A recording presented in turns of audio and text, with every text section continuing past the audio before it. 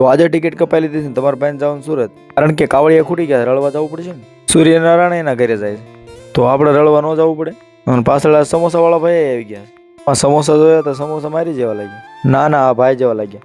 લઈ દીધી છોકરાની ડીશ ને છોકરાએ કીધું કે જય જય.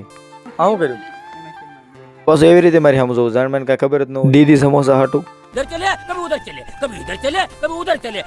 અમારી સામે તો આટલો બધો કેનો શરમાય. मौसम तो ऐसा लग रहा है दिल गार्डन गार्डन हो रहा है। અને આવી ગયા 4 ભાઈ મન રખા દાદાના દર્શન કરવા. અને મિત્રો હું ક્યારે ભગવાન પાસે કાંઈ માંગતો જ નથી, પણ આ ફેરે માંગી લઉં છું મનોમન. મારા ફોલોવર વધવાનું ચાલુ થઈ જાય તો બસ.